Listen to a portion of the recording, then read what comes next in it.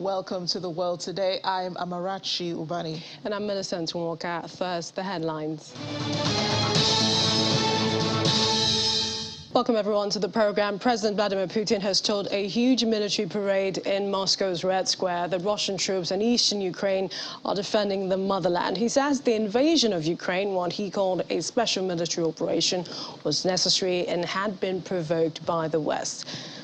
He did not make any major announcements related to the war in Ukraine, including declaring victory or full-scale mobilization. And parades are taking place in 28 Russian cities involving 65,000 people, 2,400 items of military hardware and more than 400 aircraft. We also understand that fierce battles are continuing in Donbass, Ukraine's east. Appears Russia is pounding areas with artillery. Serious battles are also set to be taking place around the towns of Rubzyn and Bolyhorivka. The town of Popsana, we understand, fell to Russian forces on Sunday. Here's more on ground today. We begin outside Ukraine, where the European Union lit up its Brussels headquarters in the colors of the Ukrainian flag on Sunday, the eve of Europe Day. The Commission President, Ursula von der Leyen, said on Twitter that our buildings are shining bright with the colors of the Ukrainian flag, shining as bright as our hope to see peace return to Europe and to start weaving our common future with our Ukrainian friends. In Ukraine, President Volodymyr Zelensky commemorates victory over Nazi Germany in World War II and says his country would win in its war with Russia and would not cede any territory. On the day of the victory over Nazism, we are fighting for a new victory. The road to it is difficult, but we have no doubt that we will win. What is our advantage over the enemy? We are smarter by one book. This is the textbook on the history of Ukraine. We would not know grief if all our enemies could read and draw the right conclusions. Meanwhile, Ukrainian fighters at the besieged Azovstal steel plant in the southeastern port of Mariupol, who are the last holdout against Russian forces in the city, have vowed to continue their stand as long as they are alive. Ilya Samoilenko, a fighter with the Azov regiment who also took part in the virtual conference, said they still had weapons, munitions and water and were prepared to fight as long as they must. And we respectfully understand that the politicians and the other civilian people, they have their priorities. We respectfully understand that the politicians have their ratings, have their careers, have their national priorities, of course. They also do this. National security concerns. But we also know the truth. The truth is that we are unique because nobody expected that we will last so long, and we're still lasting, we're still holding. That's the most interesting fact, because our government actually failed the defense of the Mariupol, failed the preparation of the defense of Mariupol. Russia's defense ministry, on the other hand, says its forces has destroyed a US-made counter-battery radar station near the eastern Ukrainian town of Zolut.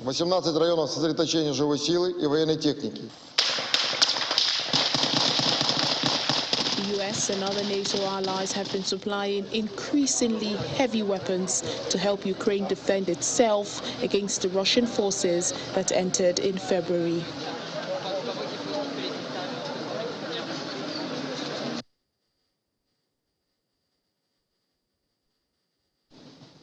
Well, it was a day of speeches for the Russian President Vladimir Putin, who brought shame upon the memory of millions of Russian soldiers who fought against fascism during World War II, according to Canadian Prime Minister Justin Trudeau. The Prime Minister announced new weapons for Ukraine during an unannounced visit to Kyiv on Sunday. He says Canada is imposing new sanctions on Russians in connection with Moscow's invasion of Ukraine and reopened the Canadian embassy embassy in Kyiv. On Victory in Europe Day, when we all celebrate the victory over fascism of so many decades ago, Vladimir Putin is bringing shame upon the memory of the millions of Russians who fought and died in the fight against, a fight for freedom and fight against fascism. So whatever he says tomorrow is irrelevant, because history will bear out that he is upending and going against the very values that so many people fought and died for. I don't think it much matters what Putin says anymore. He has demonstrated that he does not have a clear understanding of what's going on. He so profoundly miscalculated by not understanding the extent to which Ukrainians would fight like the heroes they are to defend their language, their identity, their territory. Nor did he understand the resolve with which Western countries would come together to stand up for our democracy and give Ukraine the tools needed to win this war against Putin.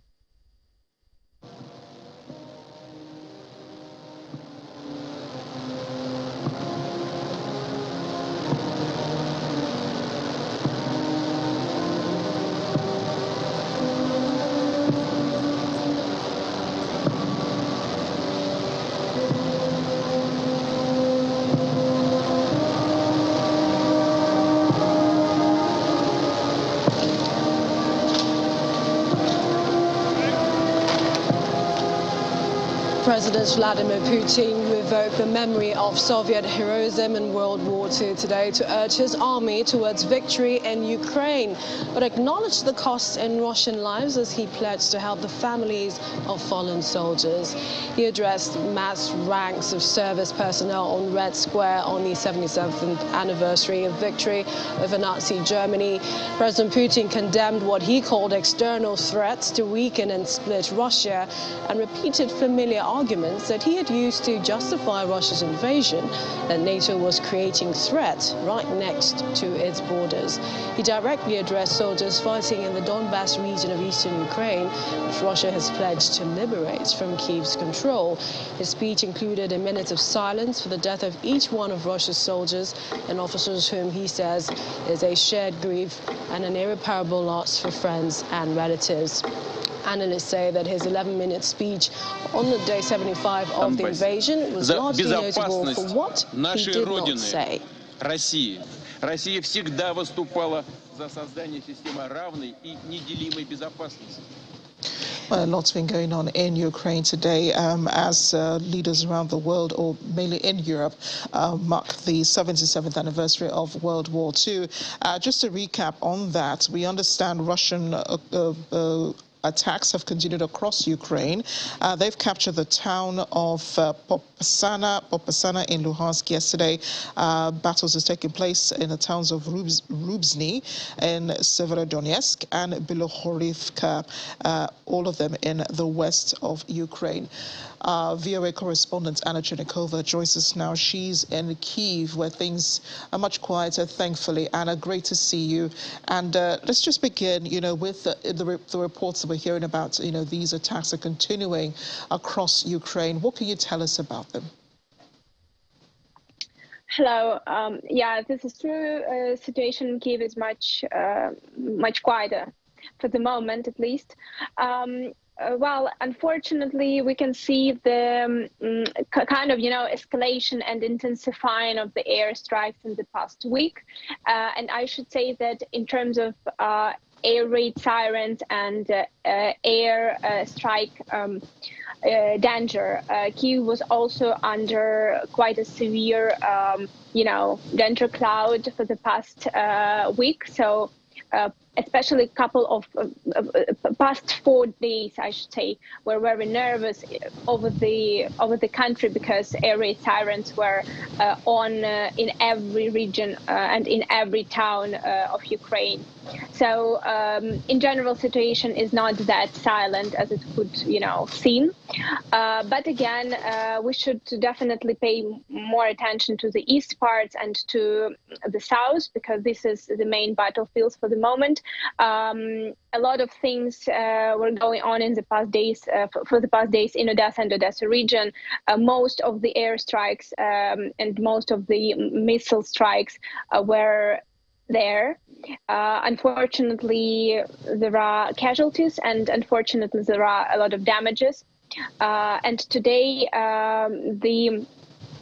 also today, Charles Michel, who visited Ukraine, it was not announced this visit, but he visited Odessa, and together with Prime Minister of Ukraine, they were sitting in the shelter because of the airstrike danger. So this is basically what's going on in Odessa and Odessa region for the past days. Also, East Donbass and Luhansk, Donetsk region and Kharkiv region, very, very tough situation. A lot of battles going on. I cannot say that there are a lot of changes in the front line borders, because basically the fightings are taking place, very heavy fightings, but not really, severe or changes that could, change the situation at the battlefield for the moment. Again, there are some changes in the Kharkiv region. Ukrainian soldiers had a lot of success in the past week, and Ukrainian soldiers almost pushed Russian forces to the Russian border in Kharkiv region. So this is probably the main, the main area where we have certain, extreme changes. But for the rest, it remains quite similar. And Mariupol as well, one of the most tragic points on the map so far, and very heavy battles are taking place.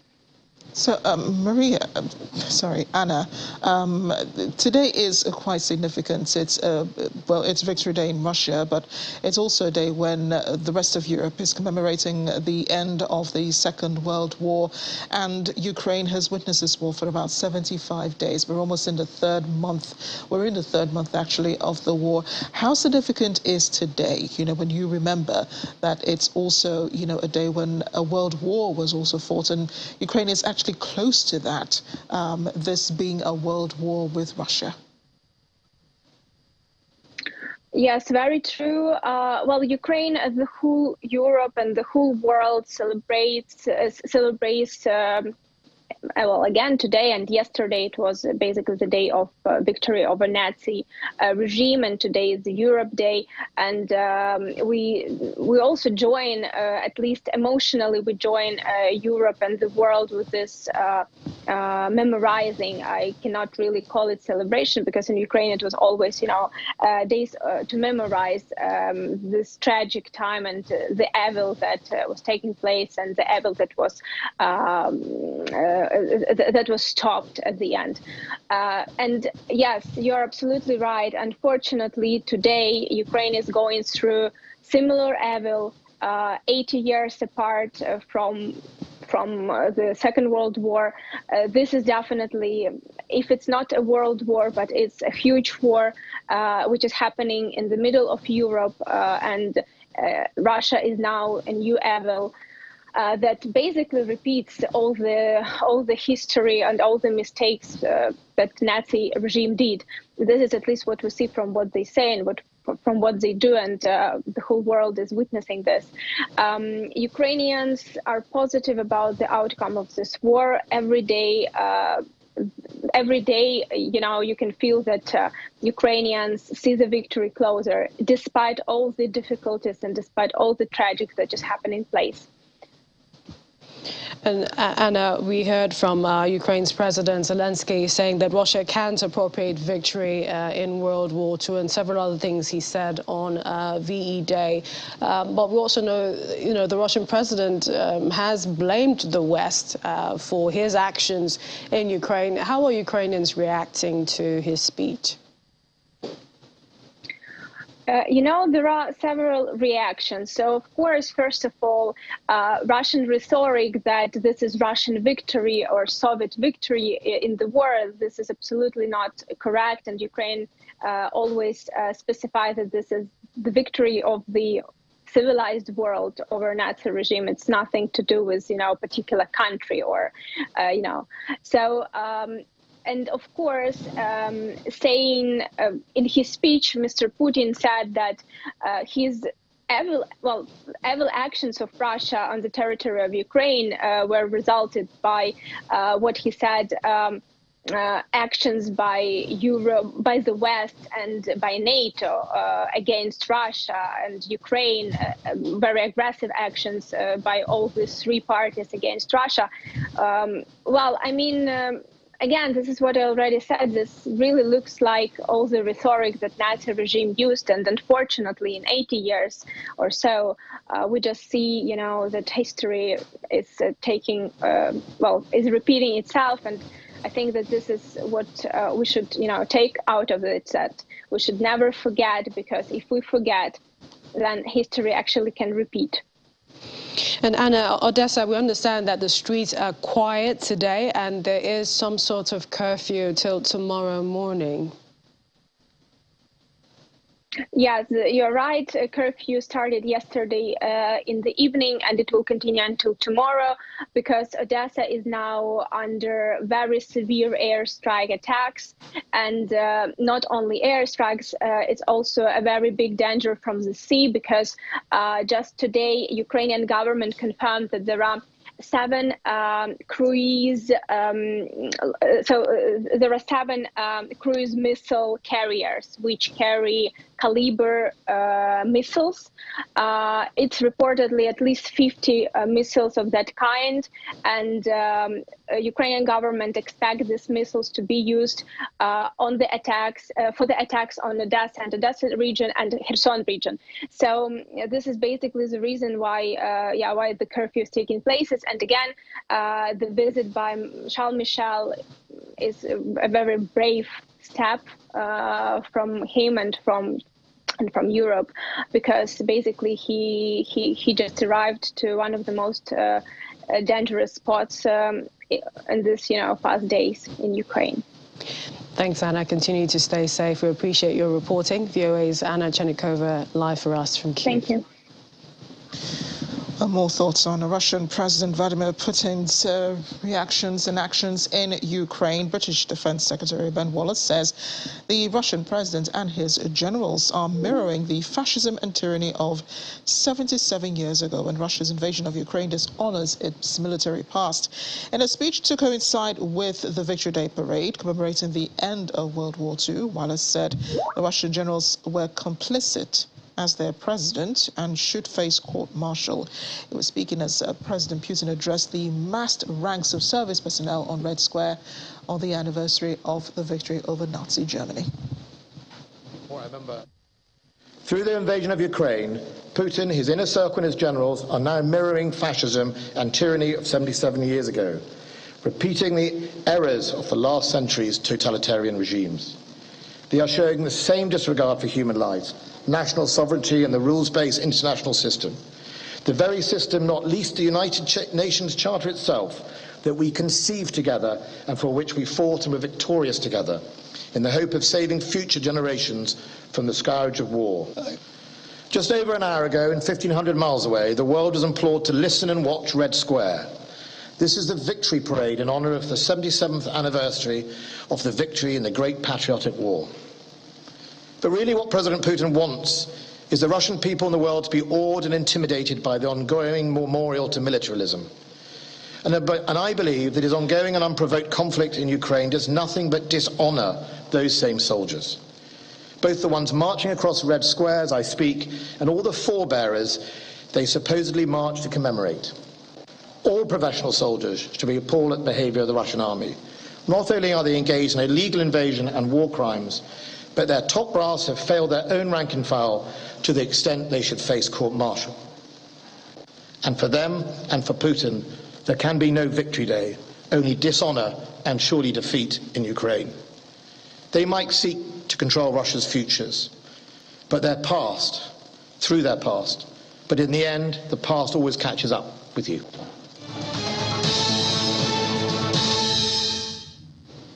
We'll have more on the World War II celebrations today, plus elections in the Philippines as President Duterte and his daughter cast their ballots today.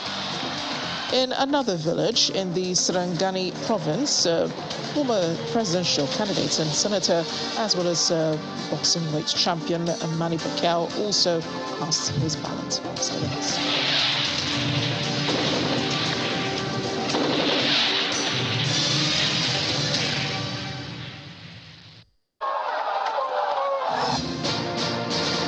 breaking story this hour. Then to the Situation Room. Gentlemen, let's get to it. We know just how important it is to give you well-informed conversations with those making the news. There's nothing like regional security. I have a lot in mind. I know too much. The police do not believe that you have any right once you are in the police station. Sunrise Daily, every weekday from 7 a.m. to 9 a.m. only on Channels Television. Religion acknowledges it. Science calls it fact. Man's survival depends on nature. Today's reality: war, pandemic, food scarcity, nature's way of fighting back. Join the Earth File team every week on the journey to learn how to right the wrongs. At these times on Channels Television.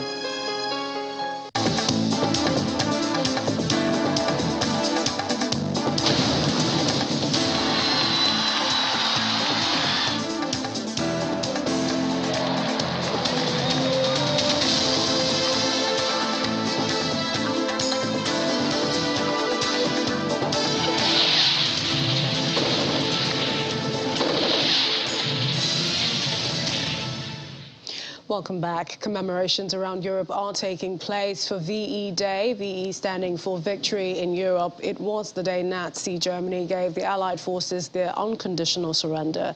The day remains significant 77 years since the end of World War II and was meant to be marked widely in 2020, the 75th anniversary, but was ruined by the COVID pandemic. In Poland, the Russian ambassador there was doused in a red substance by people protesting against the war in Ukraine as he went on to lay flowers at the Soviet military cemetery in Warsaw, marking the anniversary. The war in Ukraine, however, casts a shadow over this year's Victory Day. We caught up with the gatherings in this report. Belarus has held a Victory Day parade commemorating the end of the World War II. Members of the military marched with Belarusian flags in the capital Minsk and held photographs of soldiers. Belarusian President Alexander Lukashenko, in his Victory Day speech, targeted the West's history of international intervention. After thanking and congratulating the crowd who gathered at Victory Square in Minsk following a military parade, Lukashenko addressed the ordinary people of the West. Knowing and understanding Belarus's place in the coordinated system of the planet, as the representative of the victorious people, I nonetheless appeal to the people of Western countries, and I emphasize that my appeal today is to the people who are like our people, but from the West. Your politicians have done too much to make you forget whom the world owes for liberation from fascism. In Lebanon, dozens of Lebanese and Russians living there participated in a march marking the day in the capital, Beirut. Gathering near the Russian embassy, participants raised Russian and Lebanese flags, placards, and pictures related to the occasion. I live here last 8 years, but my heart is still with my country. And here I meet lots of people who are with me, who honor the memory of those who perished for our country and for the whole world. And here we are to celebrate victory of the Second World War and to have hopes for the new victory. Over in Germany, hundreds of ethnic Russians in Germany exile marked the Soviet Union's victory over Nazi Germany in Berlin, with Russia's ambassador saying the Ukrainian soldiers who fought at the time were heroes too. The first of two Victory Day ceremonies in Berlin was held at the Treptow Soviet War Memorial, where some 7,000 Red Army soldiers are buried. At the same time, Ukraine was part of the Soviet Union, and the Ukrainian soldiers were also heroes who fought in the Red Army. We don't divide this victory into national entities. All of the Soviet Union's nationalities were represented. They fought, they won, and all of them, from different parts of the Soviet Union, lie buried here. In Paris, French President Emmanuel Macron commemorated the 77th anniversary of the Allied victory over Nazi Germany and the end of World War II as he laid a wreath and rekindled the flame at the tomb of the unknown soldier at the Arc de Triomphe before greeting war veterans. He also paid homage at the statue of France's war leader, General Charles de Gaulle, on the Champs-Élysées. Victory in Europe Day, or V-Day, marks the end of the war in Europe in 1945, although fighting against Axis ally Japan continued in Asia until August. Welcome back. Well, joining us right now from our Abuja studios is Emeritus Professor Anthony Asiwaju, who's a Professor of History, University of Lagos. Thank you, sir, for joining us on the program. My pleasure. I'd like to begin with your thoughts on, what has been celebrated in Europe, VE Day, Europe Day, Victory Day, and this is also as it relates with Russia's invasion of Ukraine. I believe there are two different things. The celebration today is a celebration of victory of the Allied forces over the Axis forces in this Second World War, and that's why it is celebrated all over Europe. The Russian invasion of Ukraine is, to my mind, a different kettle of fish. There is little to link with the subject, the more important subject of the Second World War. Also, with that, I think I'd like to get your thoughts, because now, since the invasion began, talking about Russia, analysts have sort of taken sides as to, some say there is justification for Russia's president's invasion. We heard today Russia's president playing the victim and saying, the West sort of lured him into it. With your knowledge of the, international boundaries and borders, do you think that there was justification for Russia to invade Ukraine? The nation state, which is the unit of action and interaction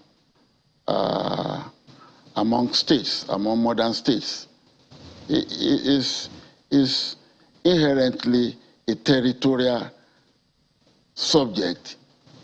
The nation state is described by its territorial integrity and by the fact of the clarity of its borders vis-a-vis neighboring sovereign states. So border or international boundaries and the issue of territorial integrity are unnegotiable matters in international relations. Accordingly, the invasion by Russia, the Russian invasion of Ukraine,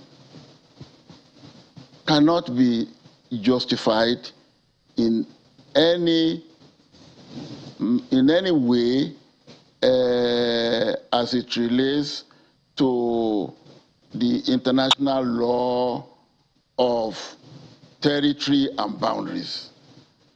It's it's, by definition, the invasion is unprovoked. It's unprovoked.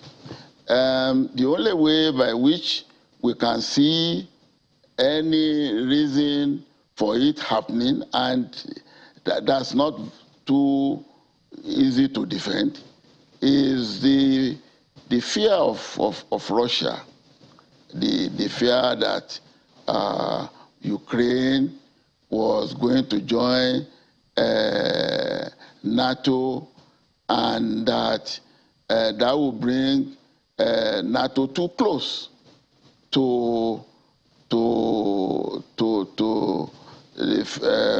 the Russian Federation. Russian Federation since the event of the late 1980s and early 1990s. So from what I know about international boundaries and state territories, the invasion of Ukraine by Germany is totally unjustified. By Russia. Yeah, Professor Ashiwaju, just want to get your opinion on what the Russian president said today. He was trying to make out Russia as, the victim in this war, blaming the West and, of course, NATO for having brought this war to Ukraine instead of, his own actions, taking responsibility for his actions. I'm just wondering what would be victory for Russia in this war? What would constitute victory for Russia? From what I've said, I do not see any basis for a claim of victory for Russia on this matter. If Western powers, that is, members of NATO, if they came in strong support for Russia, it's on the basis of international understanding of support for an ally. This point I am making may sound pro-West, but there is no other way I can express it. I'm unbiased. I'm not biased in favor of one side or another, but on the basis of issue of boundaries and territory.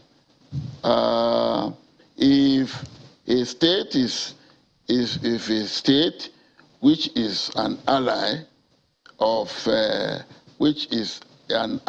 to the NATO network of allied nations is attacked, the international argument is that an attack on one is an attack on all.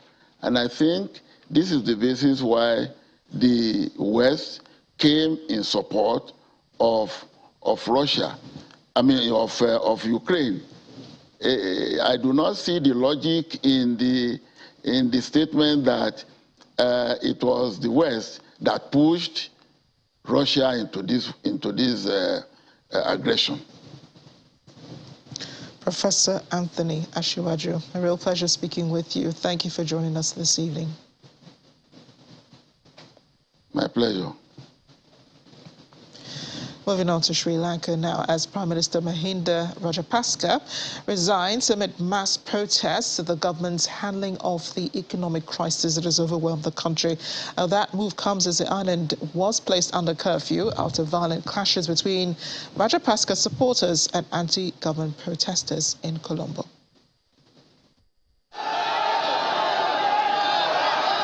Supporters of Sri Lanka's ruling party stormed the major protest site in the country's commercial capital, Colombo, on Monday, attacking anti-government demonstrators and clashing with police who used tear gas and water cannons to drive them back.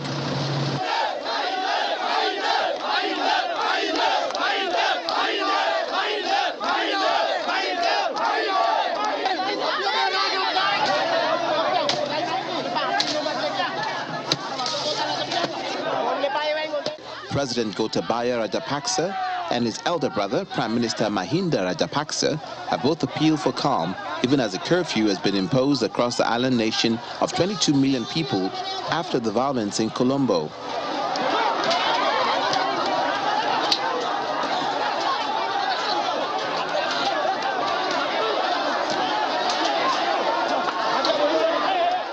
Protests against the Rajapaksa government have raged for weeks amidst the country's worst financial crisis since independence, with thousands demanding that Rajapaksa and his influential family quit for mishandling the economy. On Monday, hundreds of ruling party supporters rallied outside the Prime Minister's official residence before marching to an anti-government protest site outside the presidential office. Police had formed a line of personnel ahead of time in the main road leading towards the site, but did little to stop pro-government protesters from advancing. The protests have been mainly staged by the general public, including teachers, students, doctors, nurses, IT professionals, farmers, lawyers, social activists, sports persons, engineers, and a few police officers without any direct political affiliation, with most of the protesters considering themselves to be neutral. We demand that after today's strike, the government steps aside from all its responsibilities and allow for the country to move forward anew on a new path. Prime Minister Mahinda Rajapaksa sent his resignation letter to his younger brother, President Gotabaya Rajapaksa, saying he hoped it will help resolve the crisis. But the move is highly unlikely to satisfy government opponents, while the latter remains in power. Prime Minister Mahinda assumed the office of Prime Minister in November 2019 after he was appointed by his brother. Hit hard by the pandemic, rising oil prices and tax cuts by the government of President Gotabaya, Sri Lanka has been left with as little as $50 million in usable foreign reserves, the country's finance minister said this week. Shortages of imported food, fuel and medicine has led to more than a month of sporadically violent anti-government protests.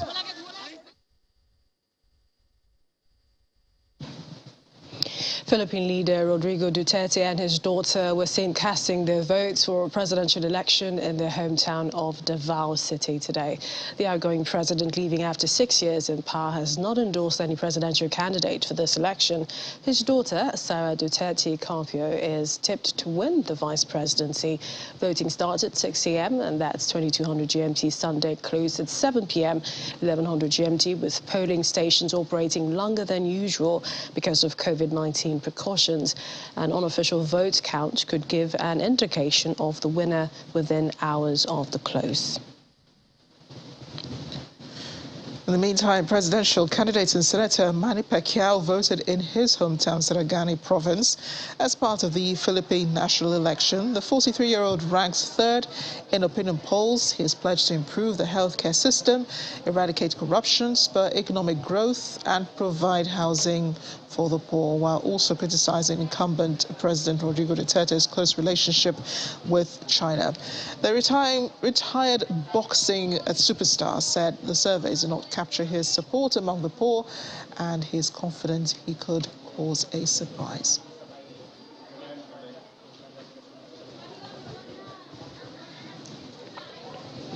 Irish nationalists in Belfast toasted Sinn Féin's historic election victory on Sunday, while pro-British neighbours quietly fumed. But there was little sign the weekend's political earthquake was about to rock this once troubled city. A victory that would have been unimaginable a few decades ago. The former political wing of the Irish Republican Army became the first Irish nationalist party to take top spot in elections to the British-run region's parliament. I voted Sinn Féin because they are working for the people, and I believe in what they're trying to do. They're out to make our lives a lot better than what they've been. And I mean, hospital waiting lists, different things like that in this area, you know, we suffer greatly. And in the past lot of years, we weren't getting representation. Now we are. We can stand as equals and work together, hopefully, in uniting this place rather than the sort of web that's been run for the last 100 years. I don't think a border poll upsets, well, it would upset me. I think if a referendum happens, I think there's going to be, the Unionists and Loyalists are not going to take it lying down. I think we could be in for God knows what if it does come to that. And I don't know whether Sinn Féin are going to push for that. They say they're not, but whether they'll stick to that, I have no idea. And I think if that does happen, I would be very, very worried about a return to civil war here and what that might mean for our children, yeah.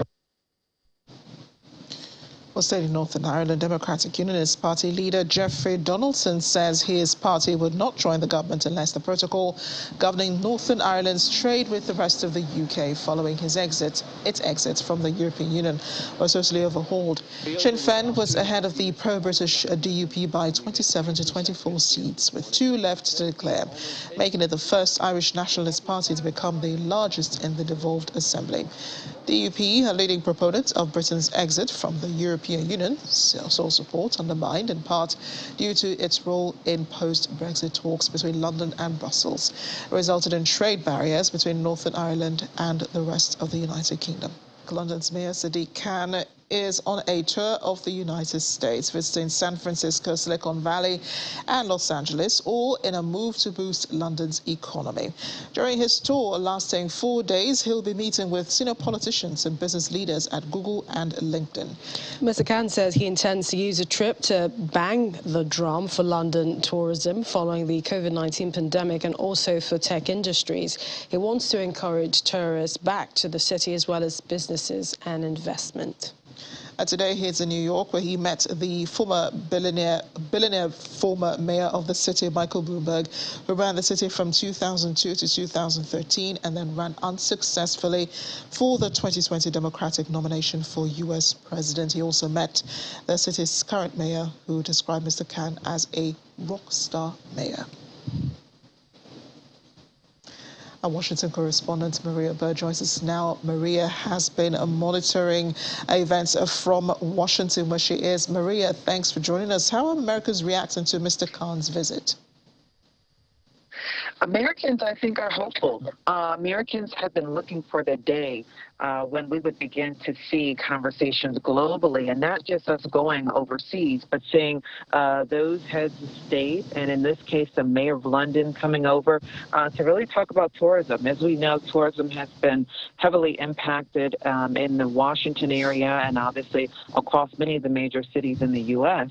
And so this is going to be, I think, a visit that is not only going to obviously support London's tourism and obviously investment and business relationships, but it's going to also help the U.S. as well, because as Americans begin to see the mayor of London coming here to have these conversations, not only will it spur them to want to go, but hopefully it will also spur those in the U.K. to see that the doors of the U.S. are here open and to see their mayor here.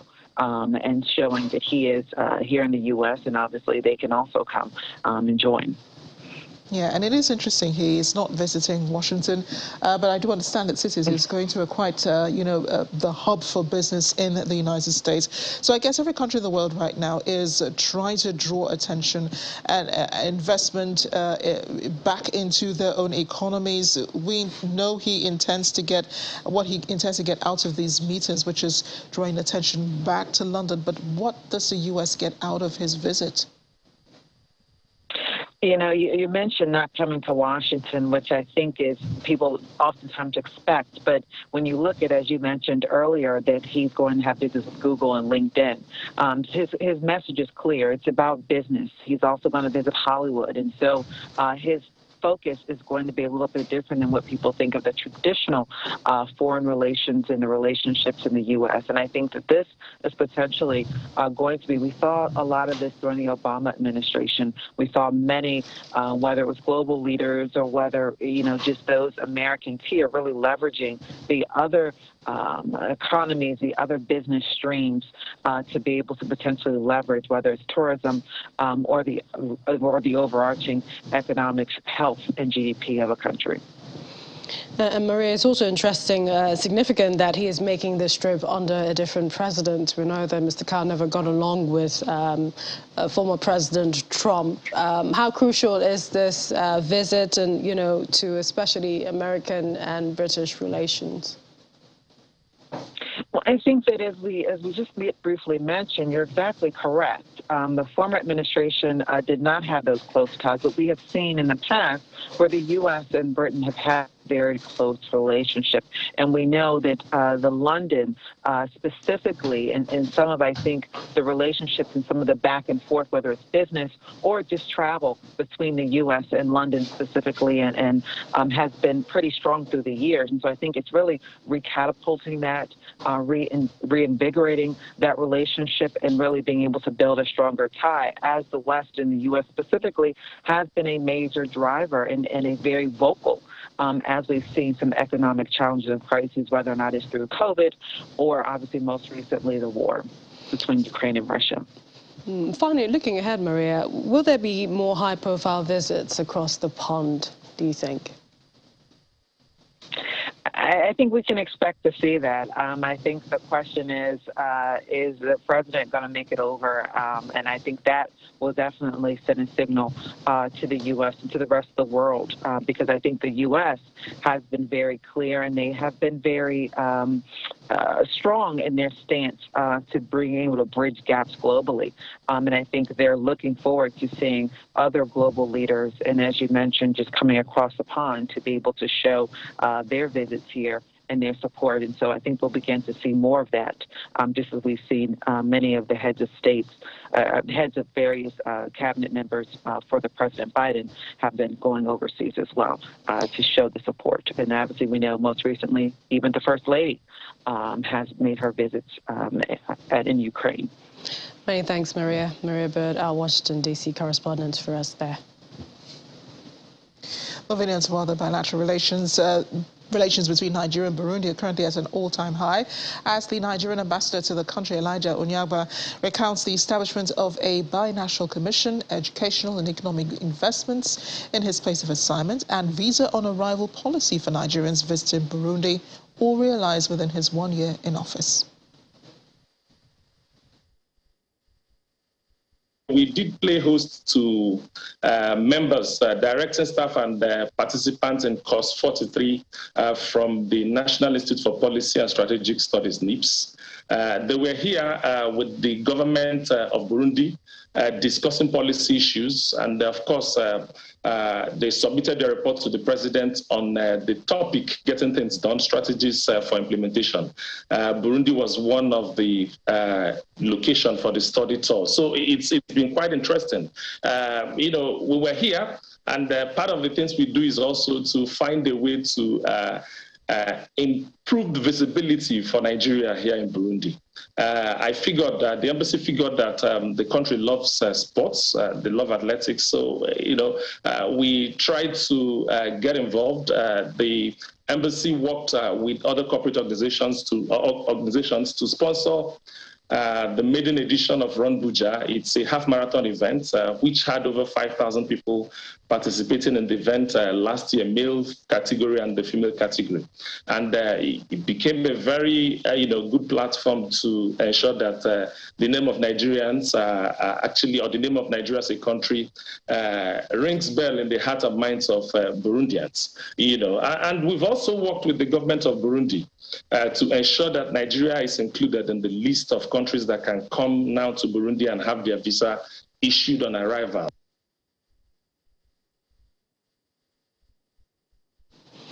Well, you can watch the full interview with Ambassador Elijah Onyagba on Diplomatic Channel. It airs tonight at 8:30 p.m. in the UK on Sky 518, and at 11:30 p.m. tonight for our viewers here in Nigeria and around the world, with our very own Amarachi Ubani. Indeed, Melissa, and as we end the program, spring has sprung in Canada, and so have the cherry blossoms, taken in the pink and white blossoms that hit peak bloom earlier this week. These are visitors just admiring, you know, this wonderful sight. I'm sure people are really glad to have spring already coming, following the cold winter over the past few months. Hyde Park, where this is happening, home to thousands of cherry blossom trees, was open to visitors for the first time since the start of the COVID-19 pandemic in 2019. And like their famous counterparts in Washington, D.C., the cherry blossoms trees were a gift from Japan to the city of Toronto. In 1959, the Japanese government shipped 2,000 trees to Toronto.